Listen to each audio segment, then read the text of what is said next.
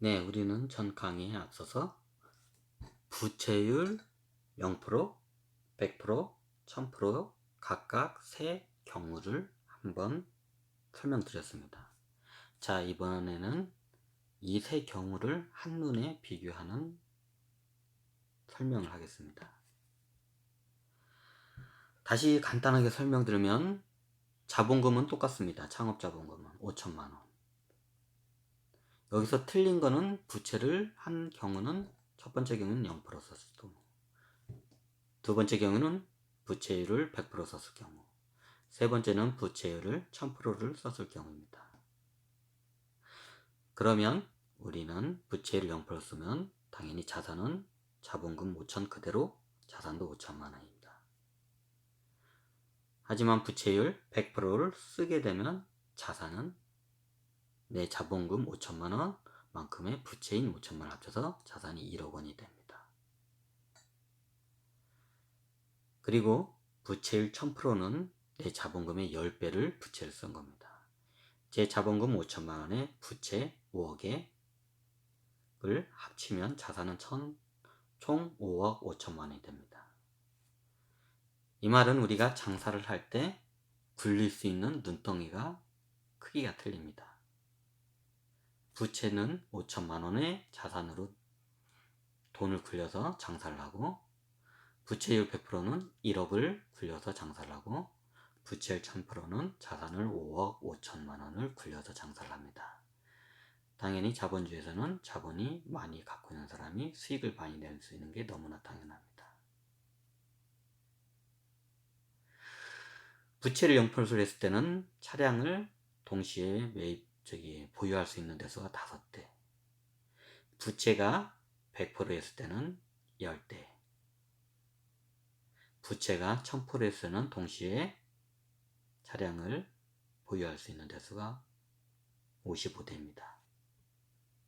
그러면 당연히 보유한 대수만큼 수익이 발생할 수밖에 없죠.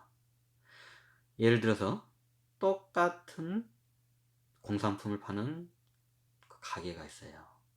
하나는 구멍가게고요, 하나는 슈퍼고요, 하나는 대형마트입니다. 당연히 안에 있는 진열장 크기가 틀리지요. 진열을 많이 할 수 있고. 그럴 때에서 구멍가게와 슈퍼와 대형마트는 매출액이 하늘과 땅 차이로 차이 날 수밖에 없습니다. 마치 이와 같습니다.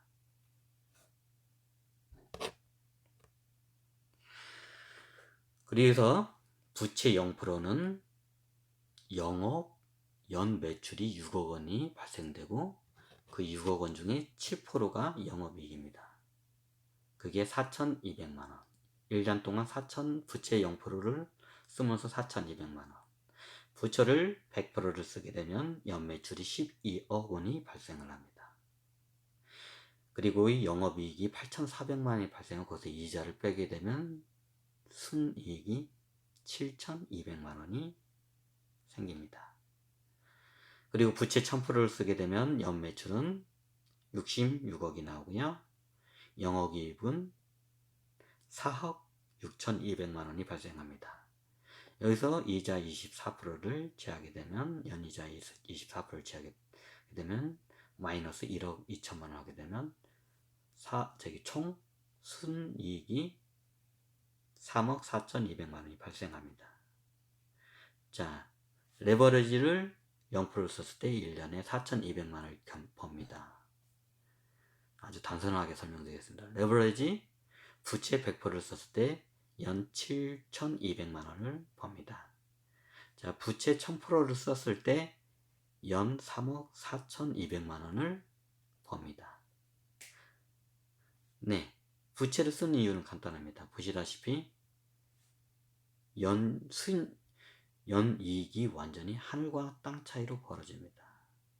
부채 0% 썼을 때와 부채를 1000% 썼을 때가 거의 9배 정도는 단다냐, 이거를 10배는 아니고 3436 거의 한 8배가 좀 48 32 거의 8배 정도가 대략 똑같은 자본금이 5천이에요.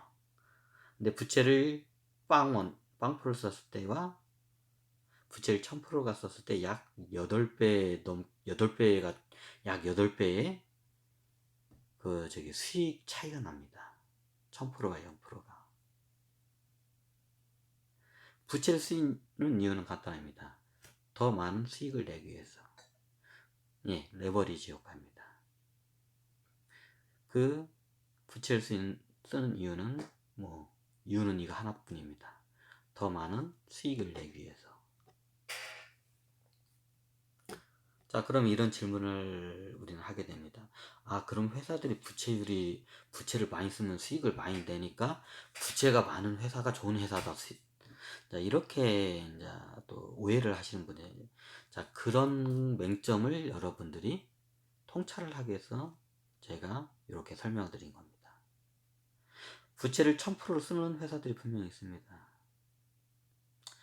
제가 좀 솔직히 말하자면 부채를 1000%를 쓰면 1년에 자기 그 자본금만큼을 벌어들여야 돼요. 최소한. 내 자본금이 예를 들어서 1억이잖아요. 아직 5천만 원이잖아요. 내 자본금이. 그러면 1년에 1000%를 쓰면 자본금 5천만 원 정도는 아무리 못해도 벌어야 한다는 소리예요. 지금 여기 같은 경우는 1000%를 썼는데 자본금이 5천만 원인데 3억 4천만 원을 벌었어요. 자기 자본금에 오히려 몇 배를 벌었냐? 이거 5, 7, 35. 약 7배를 가까이를 벌어버렸어요. 자기 자본금에. 부채를 1000%를 썼는데, 이게 중고차에서는. 그런데 일반 회사들은 분명히 1000%를 부채를 쓰는 회사들이 있습니다. 그러면 저는 이런 회사들은 당연히 수익을 많이 내야 합니다. 왜? 물론 이 회사가 부동산이나 좀 약간 좀 어떤 형식으로 이게 투자를 하냐에 따라 좀 틀릴 수도 있지만 그래도 부채가 1000% 정도를 쓰면 자기 자본금 몇 배는 못 벌더라도 최소한 자기 자본금만큼은 벌어들여야 이게 정상입니다. 그런데 부채율 1000% 가까이 쓰거나 그 정도 되는 회사들이 자기 자본금만큼 버는 회사가 없습니다. 자기 자본금만큼 만약에 그 1년에 수익을 벌어들면 그거는 PER이 1이 되는 거예요.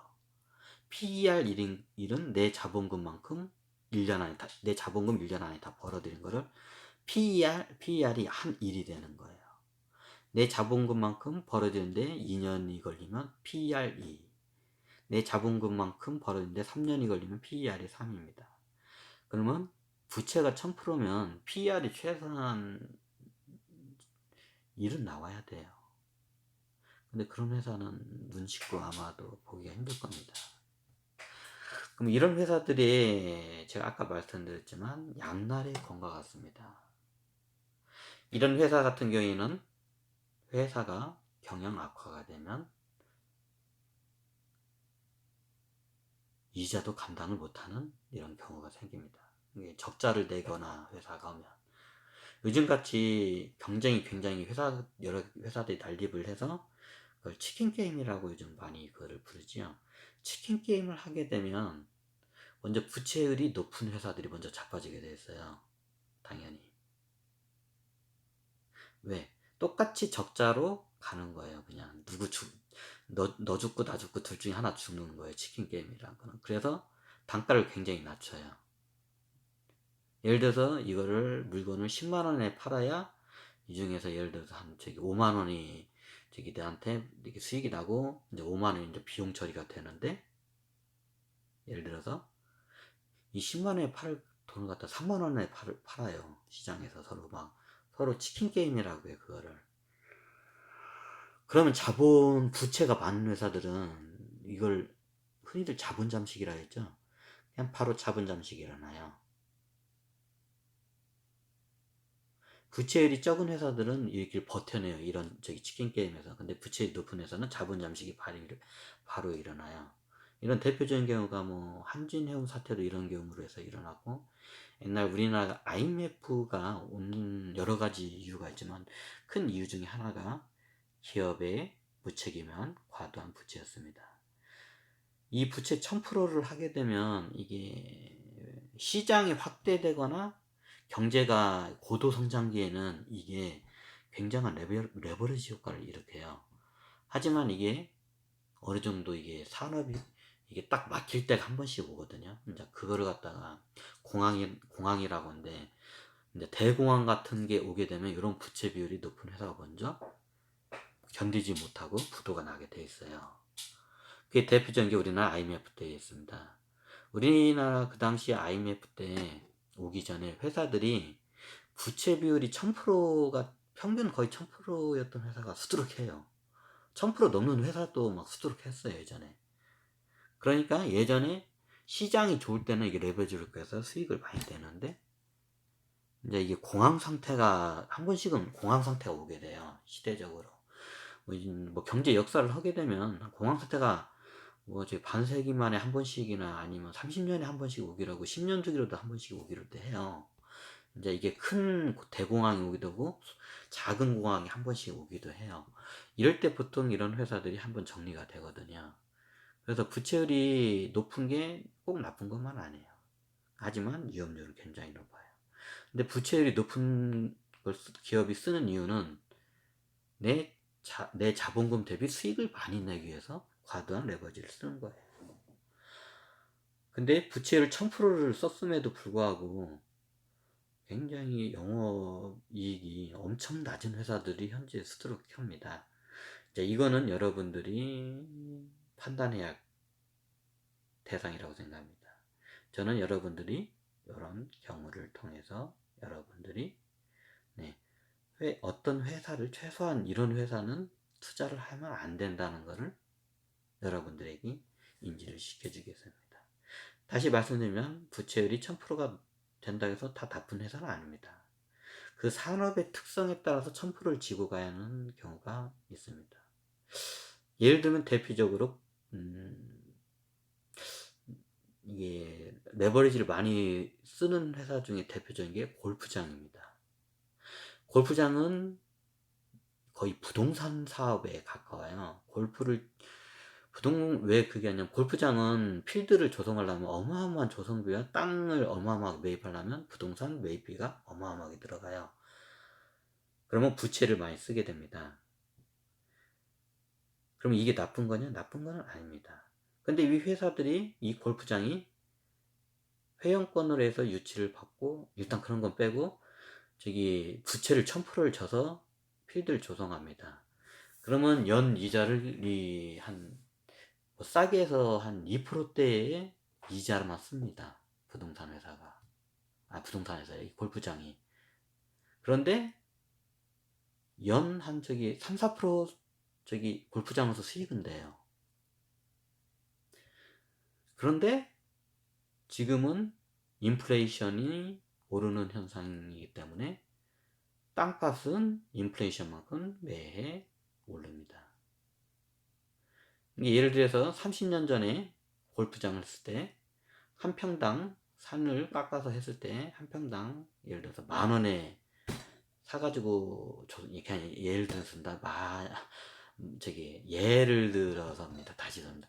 30년 전에 지금 2020니까 1990년에 평당 10,000원을 들여서 산을 사들여가지고 그걸 잘 조성을 해가지고 골프장을 한 100만 평, 10만 평으로 할까요? 쉽게 해서 10만 평을 하죠.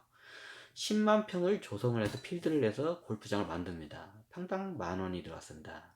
매입하는데. 그럼 10,000원 곱하기 10만 평은 얼마인가요? 10만 곱하기 10,000원이면 10만 곱하기 10,000원이면 10만원 10억인가요? 10억 맞죠? 네. 그러면 10만 평을 사들이는데 골프장을 하고 10만 평 사는데 10억이라는 돈이 1990년에 들었습니다. 근데 지금 오고 보니까 지금 평당 10만 원이에요. 예입니다. 실제 그렇다는 게 아니라. 그건 여러분들 직접 조사를 하시기 바라고요. 30년 전에 10,000원 했던 게 지금은 10만 원이에요. 10배가 뛰었죠. 그러면 이 골프장은 싼 이자로 해서 계속 내다가 이자보다 조금 더 많은 수익을 냅니다. 근데 이 골프장은 수익을 골프에서 그 필드 해가지고 그 나오는 수익은 수익보다도 내 자산, 부동산 가격이 오름으로 해서 10배로 이 골프장의 가치가 10배가, 부동산만 10배의 가치가 뜁니다. 이런 경우에 부채를 써서 이런 전략적으로 쓰는 경우도 있습니다. 그리고 만약에 이거를 설비 투자를 하게 되면, 여기 들어가면 제가 좀 설비 투자에 대해서 제가 좀 알아본 게 별로 없기 때문에 좀 그거고요. 만약에 1000%를 했을 때, 제 경우를 봤을 때 1000%를 하는 딜러들이 많이 있습니다. 그것도 연이자 24%짜리 쓰면서. 그러면 자기 자본금이 예를 들어서 아까 말드린 거 5천만 원, 자기 돈은 5천만 원밖에 안 돼요. 근데 5억을 부채를 쳐요. 수입차 하신 분들이, 이런 분들이 많거든요, 중고차 중에. 그러면 5억 5천만 원 가지고 수입차를 하면 한 달에 뭐 저기 한 3, 4천, 3천, 4천을 벌어요. 5억 5천 정도 가지고 이렇게 중고차 장사 수입차를 하게 되면 한 4천 정도를 벌어요, 보통. 4천만 원 매달. 뭐 연이 아니고 매달 4천만 원 정도를 벌어요. 근데 이게 위험한 게 뭐냐면, 이게 차량이 안 팔리고 1년 넘도록 차가 원래 한 달 안에 팔렸는데 1년, 2년, 3년 동안 안 팔린 경우가 생기고 악성 재고들이 생겨요. 그럼 나중에 비용은 비용대로 받고, 이거는 자동차는 부동산이 아니기 때문에 오르지 않고 매해마다 감가상각가 되잖아요. 시간이 되는 데서 기계니까. 그리고 나중에는 폐차장 가격은 빵원이 되고, 그러게 되면 나중에 자기가 수익이 자기 그 이자도 못 내는 상태까지 하게 되고, 나중에는 자기 잡은 것까지 다 까먹고 뭐 다 모라토리움을 선언하는 딜러들이 가끔가다 한 번씩 소문이 돌아요. 누구누구 뭐 하다, 어떤 딜러 뭐 하다가 매덕 지금 빚지고 지금 다 깡통 차가지고 지금 다 날려먹어가지고 지금 배째하고 있다고. 그러면 배째는 나 죽이시 모라토리움을 선언합니다. 그러면 연 이자를 24% 매달 연이율 24% 매달 따닥따닥 이거를 받던 쩐주들이 이제 원금을 떼이는 경우가 발생을 합니다. 그러면 여기 중고차에서만 이런 경우는 발생하는 게 아니고 일반 회사들도 이런 일이 발생을 합니다. 그래서 과도한 부채와 비싼 이자로 쓴 딜러들은 한 번씩 경영 위기를 닥치면 그때 좀 이게 크게 자빠집니다. 저희는 말로. 그래서 저 같은 경우에는 중고차 장사할 때 부채를 안 쓰고 되도록이면 안 쓰는 방향으로 저는 많이 이거를 해서 경영을 했거든요. 그럼에도 이런 위기 상태가 오면 부채를 안 써도 굉장히 힘든 상황이 와요. 차들이 안 팔리거나 너무 감가상각가에 많이 내서 손해를 본 경우가 돼요. 근데 저 같은 경우는 부채를 쓰더라도 은행 이자로 아주 연 몇 프로 안 되는 싼 이자로 저는 씀에도 불구하고 이런 리스크가 발생을 해요. 그런데 부채를 내 자본금의 뭐 10배 이상에다가 1000% 연배 이상에다가 이자가 24%짜리 고액의 이자를 쓰면 이게 딜러가 못 버티고 이게 그냥 야반 도주한다고 하죠. 이게 그냥 빚쟁이 피해서 야반 도주하는 경우가 가끔 가다가 시장에서 한 번씩 소문이 돕니다. 그러면 돈을 빌려준 사람은 당연히 돈을 떼게 되겠지요. 이게 우리 IMF 때도 이런 일이 발생해서, 그때는 기업들이 1000% 이상을 부채를 안 지면 무능한 회사라는 이런 인식이 있었어요. 그래서 이게 그냥 공황 상태가 아니고 이런 리스크가 발생을 하면 순식간에 자기 자본금이 그냥 자본 잠식이 일어나요. 예를 들어서 내가 5천만 원, 자본금이 5천만 원인데 부채 1000%를 쓰잖아요. 여기서 한 10%만 까먹어도, 자산의 10%만 내가 적자를 내도 까먹어도 5,500만 원이야. 근데 내 5,500만 원 까먹으면 내 자본금 5천만 원이 홀라당 날라가고 오히려 빚만 마이너스 500만 원이 생겨요. 이걸 자본 잠식이라고 하거든요. 이런 회사들은 절대로 투자하면 안 돼요. 굉장히 리스크가 큽니다. 그럼에도 불구하고 이렇게 부채를 1000%까지 쓰면도 영업이익이 별 이렇게 신통치 않은 회사들이 많습니다. 그럼 그런 회사들은 아주 나중에 시장이 어려워지면 모라토리엄을 선언하게 돼 있습니다. 그러면 이미 그때 갔을 때는 여러분들의 주식은 휴지 조각이 돼 있을 겁니다. 자, 이런 거를 총체적인 걸 한번 보고 회사를 바라봐야 합니다. 그래서 요번에는 회사의 부채율에 대해서 한번 제가 간단하게 설명드렸습니다. 네, 여기까지 여러분들에게 주식을 투자하는데 좋은 정보가 됐으면 합니다. 네, 감사합니다. 여기까지 부채율 강의에 대해서 끝내겠습니다. 감사합니다.